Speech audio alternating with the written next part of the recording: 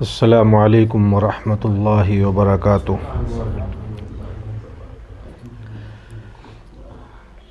نحمدہ ونصلی علی رسولہ الکریم، اما بعد فاعوذ باللہ من الشیطان الرجیم، بسم اللہ الرحمن الرحیم۔ ومن احسن قولا ممن دعا الی اللہ وعمل صالحا وقال اننی من المسلمین۔ وقال النبی صلی اللہ تعالی علیہ وسلم: خیر الناس ینفع الناس۔ وقال اللہ عز وجل فی القرآن الکریم والفرقان الحمید: فاعوذ باللہ من الشیطان الرجیم، بسم اللہ الرحمن الرحیم۔ والعصر ان الانسان لفی خسر الا الذین آمنوا وعملوا الصالحات وتواصوا بالحق وتواصوا بالصبر۔ معزز واجب الاحترام بزرگوں اور پردہ نشیں ہماری ماں اور بہنیں اور پیارے بچوں، ماشاءاللہ سب سے بڑی سعادت کی بات یہ ہے کہ آپ نے ایسے وقت اور حالات میں کہ جب انسان انتہائی پریشانی کے دور سے گزر رہا ہے، بہت مشکلات کا دور ہے اس وقت، پوری طریقے سے آدمی جو ہے مسائل میں گھرا ہوا ہے، اور ایسا لگتا ہے قرآن کریم کے مطالعے کے بعد، احادیث کو پڑھنے کے بعد، کہ یہ دور بالکل قیامت کے قریب کا دور ہے۔ کبھی کبھی تو آدمی کو بے چینی ہوتی ہے، قلق ہوتا ہے، پریشانی ہوتی ہے، یہ سوچ کر کے کہ صحابہ اکرام جنہوں نے اللہ کے رسول صلی اللہ تعالی وسلم کو اپنی آنکھوں سے دیکھا، ان کے ساتھ وقت گزارا، ان کے ساتھ رہتے تھے، لیکن اس کے باوجود اللہ کے خوف کا عالم یہ تھا کہ وہ ذرا سی بات پر ڈرنے لگتے تھے، کانپنے لگتے تھے، گھبراہٹ ہو جاتی تھی۔ ایسے بہت سے واقعات ملتے ہیں حدیث کے اندر۔ لیکن جب آج کے حالات کو دیکھتے ہیں تو آج کے حالات کو دیکھ کر کے ایسا لگتا ہے کہ مسلمان کا خوف خدا، جو اللہ کا خوف ہونا چاہیے ہمارے دل کے اندر، جو خوف ہونا چاہیے اس بنا پر کہ ہم قیامت کو حق مانتے ہیں، جہنم اور جنت ہمارا تصور ہے اور ہم یہ مانتے ہیں کہ ہوگا، اس کے باوجود دن پہ دن برائیاں پیدا ہوتی جا رہی ہیں۔ کوئی دن ایسا نہیں ہے کہ جو آنے والا دن پچھلے والے دن سے برائی میں زیادہ نہ ہو۔ ہم اپنی ماں اور بہنوں کو دیکھتے ہیں پردے کے لحاظ سے یا ادب اور تادیب کے لحاظ سے یا جو ہے گفتگو کے لحاظ سے، روز بروز برائیاں پیدا ہوتی جا رہی ہیں۔ اللہ کے رسول صلی اللہ تعالی وسلم کو اللہ تعالیٰ نے متنبع فرمایا، اور متنبع اس انداز سے فرمایا کہ والعصر، قسم ہے زمانے کی، قسم کھانے والی ذات اللہ کی ہے۔ اور یہ اصول قرآن ہے کہ جہاں اللہ قسم کھاتا ہے وہاں آنے والا جو جملہ ہوتا ہے وہ بہت غور سے سننے والا ہوتا ہے۔ جیسے ہم اور آپ قسم کھاتے ہیں اور ہماری اور آپ کی قسم ہوتی ہے تو ہمارا مقصد کیا ہے قسم کھانے کا؟ ہمارا مقصد یہ ہے کہ ہماری بات کا یقین آ جائے، آپ کے دل میں میری بات اتر جائے، آپ یقین کریں اس بات پر جو میں آپ کو بتانے جا رہا ہوں۔ یہ الگ بات ہے کہ قسمیں جو ہیں آج معاشرے میں ایسی قسمیں پیدا ہو گئی ہیں جو انسان کو کفر تک لے جاتی ہیں، انسان گنہگار ہو جاتا ہے قسم کھا کر۔ اگر قسم کا معاملہ آ جائے تو 3 قسمیں جو قرآن نے ذکر کی ہیں، صرف ان کا سہارا انسان کو لینا چاہیے، اس کے علاوہ کوئی قسم نہیں۔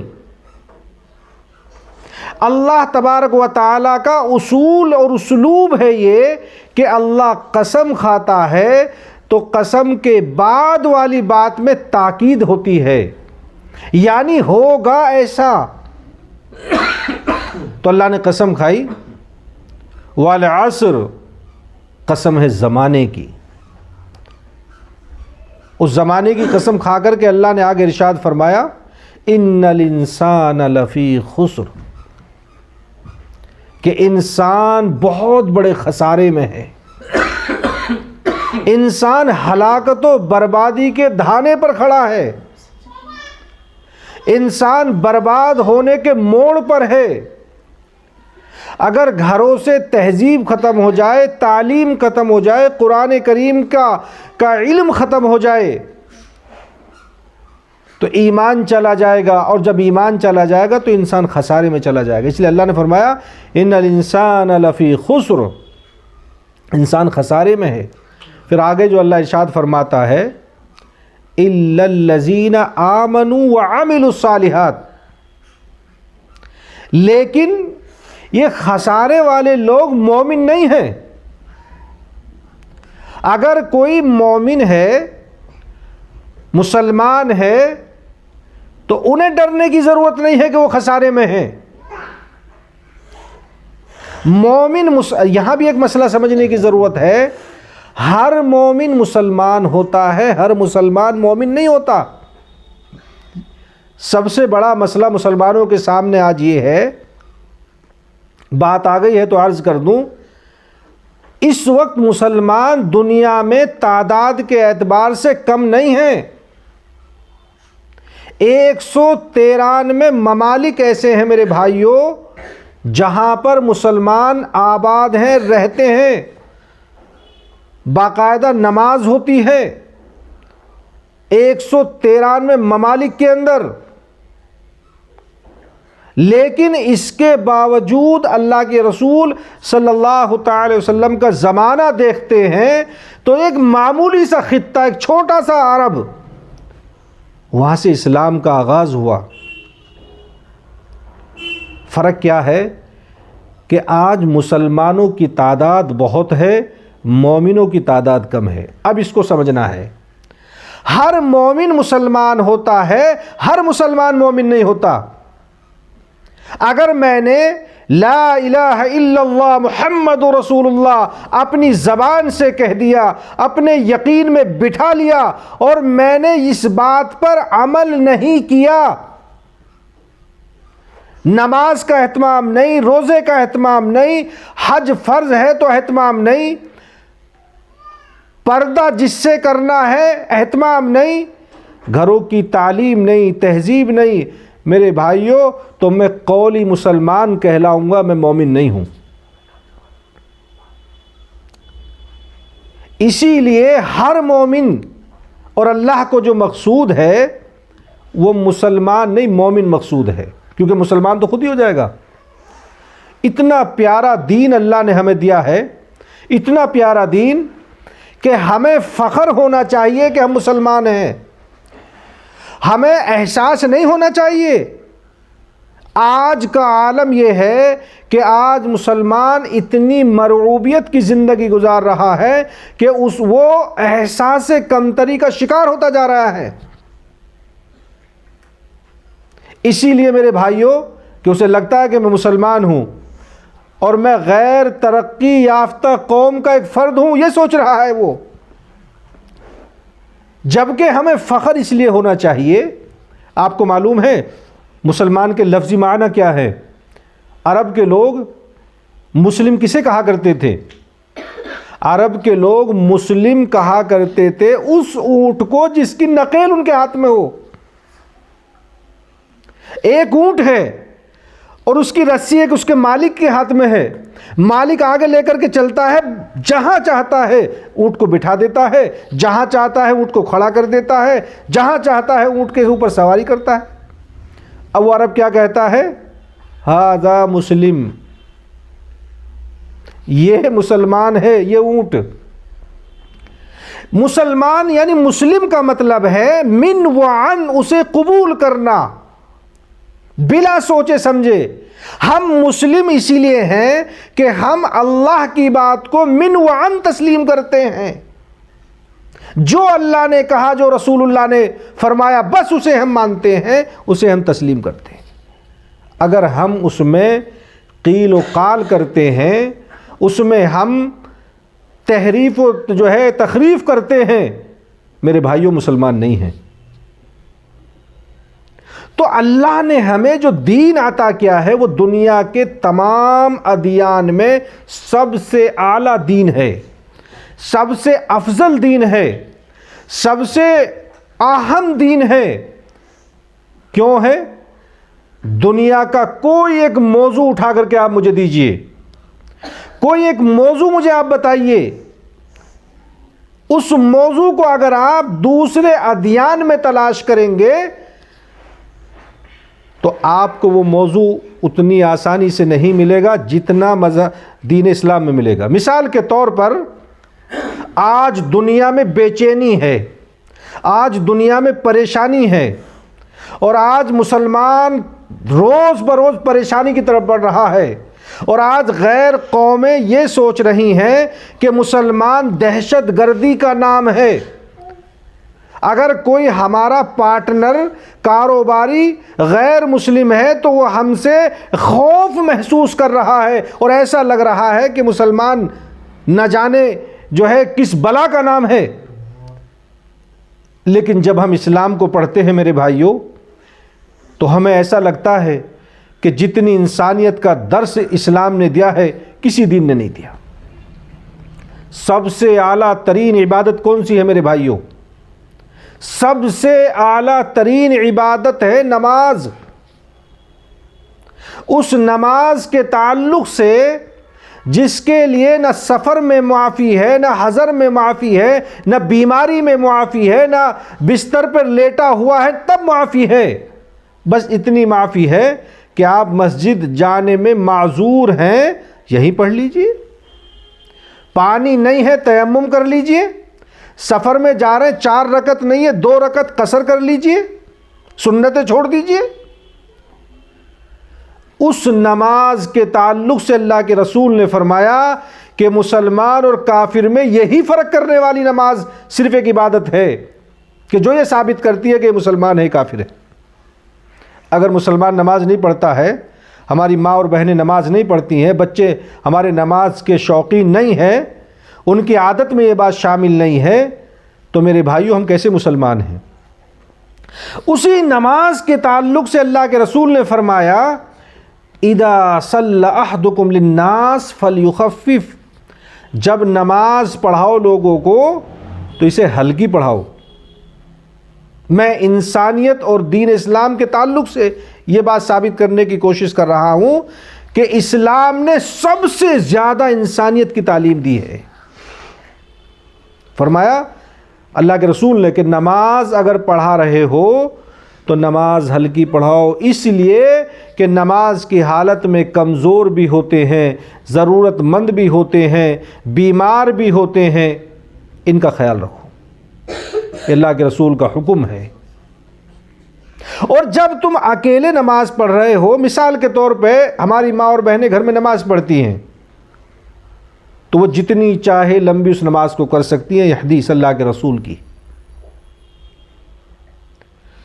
تو نماز جیسی عبادت میں انسانیت کا خیال اللہ کے رسول نے حکماً فرمایا ہے.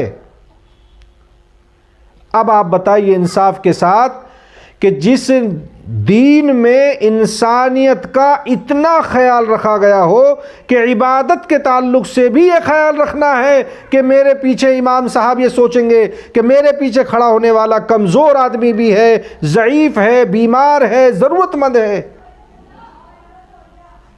کیا وہ دین امن و شانتی کا گہوارہ نہیں ہے؟ میرے بھائیوں، سب سے زیادہ امن و شانتی کا گہوارہ ہے یہ دین۔ تو میں یہ عرض کر رہا تھا، اللہ نے فرمایا کہ مومن کو اور مومن کو گھبرانے کی ضرورت نہیں ہے، وہ خسارے میں نہیں ہے۔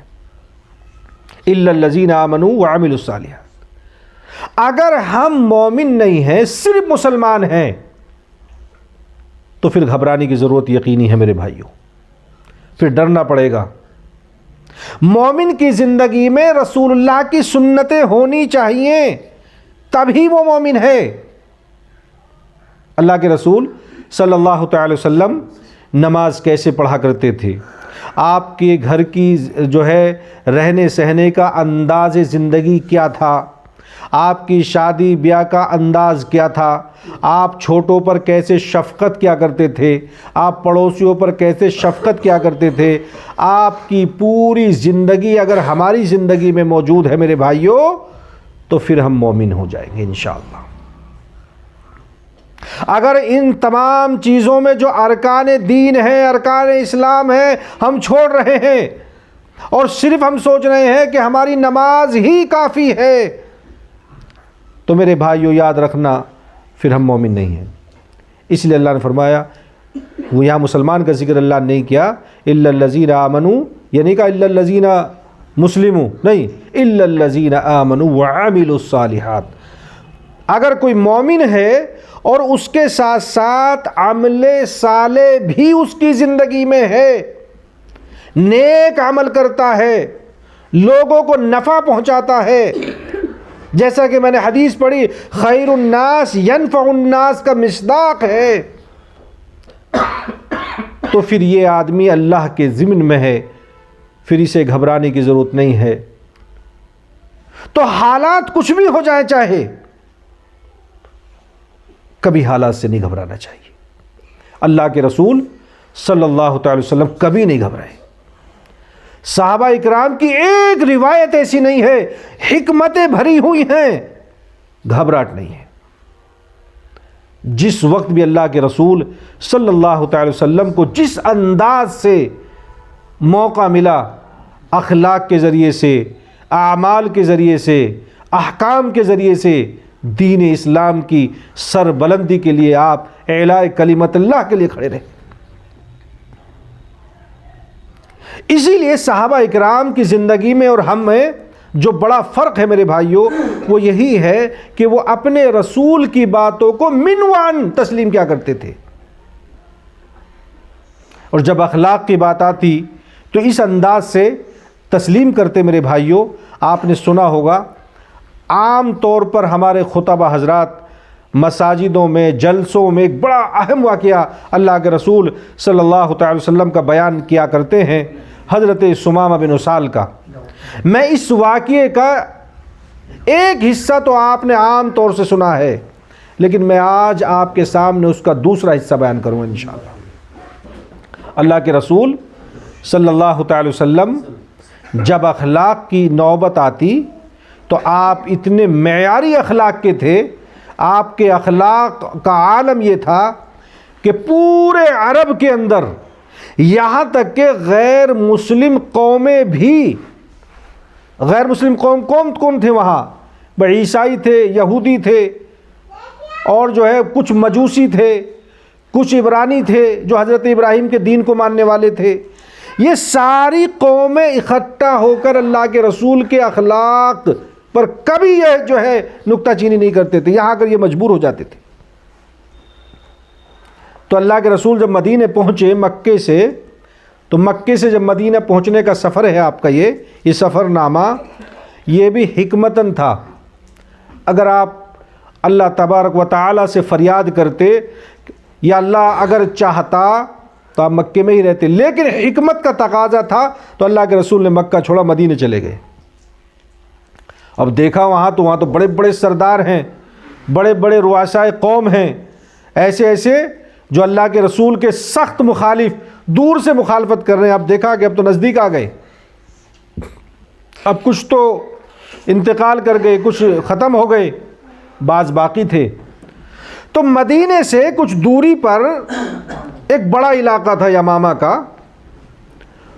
تو یہ جو علاقہ تھا یمامہ کا، جو بڑا علاقہ تھا، اس علاقے کے ایک سردار کے تعلق سے معلوم ہوا، ایک سردار کو، کہ اللہ کے رسول صلی اللہ تعالی علیہ وسلم اپنی تعلیم و تبلیغ میں منہمک ہیں مدینے میں۔ تو یہ جس منڈی میں کا کاروباری تھا، یہ اناج کا کاروباری تھا بہت بڑا، جیسے آج بھی ہوتا ہے نا، آڑتی الگ الگ ہوتے ہیں، کوئی سبزی کا آڑتی ہے، کوئی گلے کا آڑتی ہے، کوئی چاول کا ہے۔ تو اس کا کاروبار تھا، اناج کا یہ بڑا کاروباری تھا۔ تو اس نے منڈی میں جہاں پر یہ اناج بیچا کرتا تھا، صحابہ اکرام کے سامنے اللہ کے رسول کو گالیاں دینی شروع کی۔ اب وہ گالی اس انداز کی جو بھی تکلیف دہ باتیں ہوں گی، صحابہ نے سنا، دل میں طے کر لیا، کہا بھئی ٹھیک ہے، آج تو اسے ذرا چھوڑ دیتے، اللہ کے رسول صلی اللہ علیہ وسلم سے شکایت کرتے اور پھر انتظار کرتے۔ اگر اللہ کے رسول نے حکم نافذ کر دیا تو اس کا ہم علاج کر دیں گے۔ اللہ کے رسول کے پاس سے آپ نے جو ہے سنا، سننے کے بعد آپ نے اس بات کو نظر انداز کر دیا۔ اب یہ لوگ اللہ کے رسول کا بنایا ہوا ایک دستہ اسی یمامہ کے علاقے میں کسی بستی میں تبلیغ کی غرض سے چلا گیا۔ دیکھیں یہ بھی ایک سنت ہے، اللہ کے رسول صلی اللہ تعالی وسلم اپنے صحابہ کو اصلاحی طور پر، جیسے مثال کے طور پہ ایک آدمی تاجر ہے، تو اس تاجر کی ذمہ داری ہے کہ جو اس کے ساتھ میں کام کرنے والے تاجر ہیں ان کو وہ دین کی باتیں بتائے۔ اگر ایک تاجر کو دین کی بات نہیں بتائے گا، وہ میڈیکل کے فوائد بتائے گا، اسے فائدہ نہیں ہونے کا۔ تو اب اللہ کے رسول نے بھیجا کہ بھئی جاؤ حکم نافذ کرو، تسلیم کرو ہمیں، اگر نہیں اسے قبول کرتے ہو تو ظاہر ہے پھر تو جنگ ہوگی، لڑائی ہوگی، حالات خراب ہوں گے۔ اللہ کے رسول کے صحابی جو وہاں گئے، پوری بستی میں کوئی نہیں ملا۔ یہ سب وہاں اکٹھا ہو کر کے جب وہاں سے واپس آئے تو کوئی وہاں نہیں ملا۔ وہ کسی غرض سے باہر چلے گئے، کاروبار کے حساب سے یا خوف کے حساب سے وہاں نہیں تھے، چھوٹی چھوٹی بستیاں ہوتی تھیں۔ اب دیکھا کہ یہ جو سامنے جانے والا آدمی ہے، یہی ہے وہ آدمی جو اللہ کے رسول کو گالیاں دیا کرتا تھا۔ اس کو پکڑا اور پکڑ کر کے لا کے اللہ کے رسول کی مسجد میں تشریف لا کر کے ستون سے باندھ دیا۔ اب جب ستون سے باندھ دیا، اللہ کے رسول صلی اللہ علیہ وسلم نماز کے لیے آئے، آپ نے دیکھا تو آپ نے خیریت معلوم کی اور خیریت یہ پوچھی، کیف حالک یا ثمامہ، بھائی کیا حال ہے؟ تو اس کا جواب سنیے، اللہ کے رسول کا انداز دیکھیے۔ اللہ کے رسول نے اسی انداز سے نہیں کہ جیسے آج اگر کوئی آدمی ایسا ہمارے سامنے آ جائے کہ جو ہمیں گالیاں دیتا ہو، برا بھلا کہتا ہو، ہمیں جو ہے مشکلات میں ڈالنے کی کوشش کر رہا ہو، اور اچانک ہمارے سامنے آ جائے میرے بھائیوں، تو ہمارا پارا بڑھ جائے گا اور نہ جانے کیسے کیسے الفاظ ہماری زبان سے انتقامی طور پر نکلنے لگیں گے۔ انہوں نے ایسا نہیں کیا، اللہ کے رسول نے خیریت معلوم کی۔ تو اس آدمی کا جواب یہ تھا کہ ٹھیک ہے، سب ٹھیک ہے، اگر قتل کرو گے تو ایسے آدمی کا کہ جو واجب القتل ہے، یعنی اس نے گناہ کیا ہے ایسا جس کی سزا ملنی چاہیے، اور اگر چھوڑو گے تو ایک ایسے آدمی کو کہ میں احسان مانوں گا آپ کا، وَإِن تُنْعِمْ ذَا شُكْرٍ، میں شکر گزار بنوں گا آپ کا۔ اللہ کے رسول نے چھوڑ دیا۔ ایک دو روز معاملہ چلا اور اللہ کے رسول آتے گئے، نماز پڑھتے گئے، خیریت معلوم کرتے گئے، یہی سوال و جواب ہوتے رہے، لاسٹ میں اگلے دن چھوڑ دیا۔ اب یہ مسجد سے نکلے، پاس میں کسی کنویں پر گئے باغ کے اندر، اور وضو غسل کیا، اللہ کے رسول کے پاس آ کر کے اسلام کا کلمہ اپنی زبان سے کہہ کر کے اور جو ہے یہ مسلمان ہو گئے۔ اللہ کے رسول صلی اللہ تعالی وسلم نے ایک بار بھی 24 گھنٹے میں کوئی دباؤ نہیں بنایا، کوئی تکلیف دہ باتیں نہیں کہیں، کوئی خوف کا ماحول نہیں پیدا ہوا، کھانا بھی کھلایا، پانی بھی پلایا، صرف اللہ کے رسول کے اخلاق کو دیکھ کر کے، اللہ کے رسول کے صحابہ کے نظام کو دیکھ کر کے، آپ کی آپس کی بھائی چارگی کو دیکھ کر کے، آپ کی محبت کو دیکھ کر کے، جو محبت مسلمانوں میں آپس میں ہونی چاہیے اسے دیکھ کر کے میرے بھائیوں مسلمان ہو گئے۔ اب جب مسلمان ہو گئے، اذان ہو رہی ہے ہماری ہی ہو رہی ہے؟ اچھا تو روک دیں، مناسب جیسا سمجھیں، جیسا آپ مناسب کریں۔ اچھا بس میں اپنی بات یہیں جو ہے ختم کر دیتا ہوں۔ تو میرے بھائیوں، اب یہ وہاں سے مسلمان ہونے کے بعد جب یمامہ پہنچے، یمامہ پہنچنے کے بعد میں انہوں نے وہاں سے جو ہے یہ مکہ پہنچے۔ اللہ کے رسول سے 2 سوال کیے، میں یہ اس 2 سوال کی وجہ سے یہ واقعہ آپ کے سامنے عرض کر رہا ہوں۔ اللہ کے رسول سے 2 سوال کیے کہ 2 سوال، اور وہ سوال یہ تھے کہ دیکھیے اللہ کے رسول، میں آپ کے پاس دو سوال تھے میرے، ایک تو یہ کہ میں عمرہ کرنا چاہتا تھا، اور ایک یہ کہ میں آپ کو گالیاں دیا کرتا تھا۔ اب گالیوں کا سلسلہ تو بند، آپ کی محبت میری آنکھوں میں اللہ نے پیدا کر دی ہے، عمرہ میرا رہ گیا ہے۔ اللہ کے رسول نے چند صحابہ کو حکم فرمایا کہ جاؤ انہیں عمرہ کرا کر کے لاؤ۔ یہ جیسے ہی مکے میں پہنچے اور قریشیوں نے دیکھا کہ دیکھو بھئی یہ صحابہ کے ساتھ میں ہے، محمد کے ساتھیوں کے ساتھ میں، تو سننے کے بعد میں عرض کرنے لگے کہ بھئی آپ تو بددین ہو گئے۔ کہنے کا نہیں، میں بددین نہیں ہوا، میں دیندار ہو گیا ہوں۔ وہاں سے واپس یمامہ پہنچے اور ان سے مکے والوں سے کہا کہ دیکھو میں دیندار ہو گیا ہوں اور اب تمہیں ہمارا غلہ نہیں ملے گا، جو غلہ ہم تمہیں دیتے تھے اپنی تجارت کا اب نہیں ملے گا۔ یمامہ پہنچنے کے بعد میرے بھائیوں، جب یمامہ پہنچے، ان مکے والوں، اہل قریش نے، کافروں نے اللہ کے رسول کو خط لکھا اور کہا کہ دیکھیے ہم بھلا ہی آپ کے مسلمان بھائی نہیں ہیں، لیکن آپ کے خاندانی ہیں، آپ کے نسبی ہیں، اسی قبیلے سے ہم تعلق رکھتے ہیں جس سے آپ ہیں، آپ انسانیت کے ناطے ہمیں غلہ جاری کرائیے ورنہ بھوکے مر جائیں گے۔ اللہ کے رسول نے حضرت ثمامہ کو خط لکھا اور کہا گورنر تم کسی کو بھوکا نہیں مار سکتے، اور پھر انہوں نے دوبارہ سے ان غیر قوموں کے لیے غلہ جاری کیا۔ میں اس واقعے کو بتا کر کے یہ ثابت کرنے کی کوشش کر رہا تھا میرے بھائیوں، کر رہا ہوں کہ اسلام انسانیت کی یہ تعلیم دیتا ہے۔ ہم نے اپنے اخلاق اور کردار کو کمزور بنا کر کے اسلام کو کمزور ثابت کر دیا میرے بھائیوں، ورنہ اسلام فخریہ دین ہے۔ ہمیں فخر ہونا چاہیے کہ ہم مسلمان ہیں، ہمیں فخر ہونا چاہیے کہ ہم مومن ہیں، ہمیں فخر ہونا چاہیے کہ ہم نماز کے پابند ہیں۔ میرے بھائیوں، اللہ سے دعا کریں کہ اللہ تعالی ہمیں دین کی صحیح سمجھ عطا فرمائے اور دین پر جو ہے عمل کرنے کی توفیق عطا فرمائے۔ دین اسلام دنیا کا واحد ایسا دین ہے کہ جس میں انسانیت کی سب سے اعلیٰ تعلیم عطا کی گئی ہے اور بیان کی گئی ہے۔ اللہ تعالی ہمیں جو ہے اس پر عمل کرنے کی توفیق عطا فرمائے۔ اس وقت ہمارے ناظم حضرت مولانا ہارون صاحب ایک بہت بڑے ہاسپٹل میں گروگرام میں ایڈمٹ ہیں، اور ان کا لیور اور کڈنی دونوں ٹرانسپلانٹ ہونا ہے، دونوں فیل ہو گئے ہیں، اور اس وقت بہت سارے افراد ان کے ساتھ میں وہاں لگے ہوئے ہیں۔ آپ سب بھی اپنی دعاؤں میں انہیں یاد رکھیں۔ اللہ کرے کہ دعا کے ذریعے سے اپنے فضل و کرم سے اللہ ان کی بیماری کو دور فرما دے، آمین۔ السلام علیکم ورحمۃ اللہ۔